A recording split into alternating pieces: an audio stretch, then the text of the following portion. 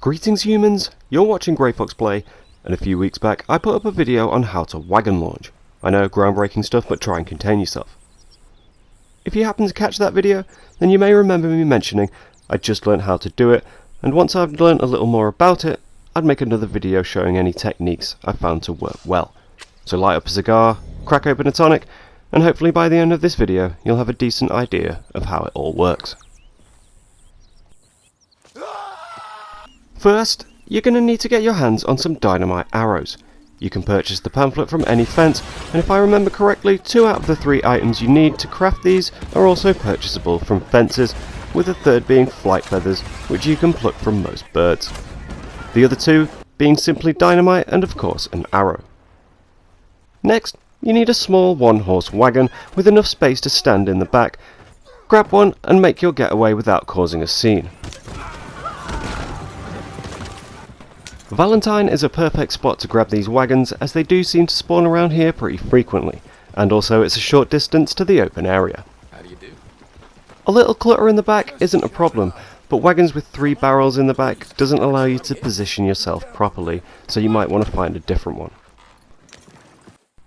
Now you've got the essentials, find yourself a nice open space with no trees close by to crash into.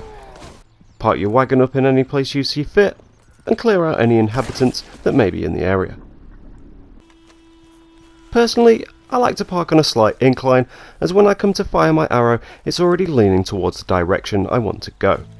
Top up your health, dead-eye gauge, and you're all ready to fly. Jump in and position yourself in the back right corner. Firing with the horse still attached will enable you to fire closer to the wagon and not have it flip completely over. For skateboarders, you want to make the tail of the wagon touch the floor. For non-skateboarders, you want the wagon to pull a wheelie. And for the people that haven't a clue what I'm talking about either of those things, you just want the back of the wagon to touch the floor.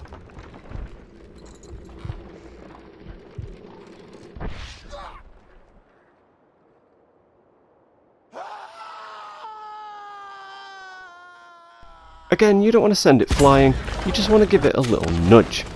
So figuring out roundabout where you need to fire is half the job. And the best way I can describe it is you want to shoot roundabout where the horse's back legs are. While you're learning, activating Deadeye before taking your shot is the way to go. But as you get a feel for it, you'll find that firing first and activating Deadeye as your wagon pulls back makes for some very fast launches. Now in the air, you and the wagon can remain together or be ripped apart. To stay in the wagon, you can try and direct your character to walk towards the corners to keep them hidden, and not have them get flung out across the map. Of course, you don't have full control, and in my experience most launches are at least a little different, as the game tries to determine whether you're in the wagon or you're actually a part of the wagon. Some pretty weird glitches may occur, like walking in mid-air for example. Being in Deadeye is what causes the wagon to be able to launch. The acceleration while in Deadeye is what causes it to move at insane speeds. Once in the air, you can play around turning Deadeye on and off, but always make sure you have Deadeye activated when trying to take off. With these small wagons, they seem all too eager to launch on their own if you place the shot correctly. But if the wagon rises up from the explosion, falls back down and doesn't launch, maybe try a dive to give it that little push. But again, these wagons seem happy to launch with the help of dynamite alone most of the time. Like I said, Valentine is my preferred place to find these wagons, but if you'd rather not run around looking for wagons, you can always use the cheat to spawn them into your location. However, when using this cheat, I find that you tend to spawn a lot more wagons that you don't need than ones you do need. And of course, if you are going to use this cheat, make sure you use it on a save you're not going to save over after activating a cheat, as once you do, you'll no longer have the ability to save or collect trophies. So, if you want to use it, remember not to save the game. I'll leave the cheat code in the description.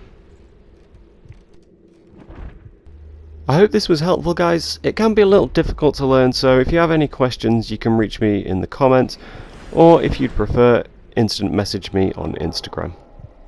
Hope you enjoyed this video, have yourselves a great day, and as always, take it easy.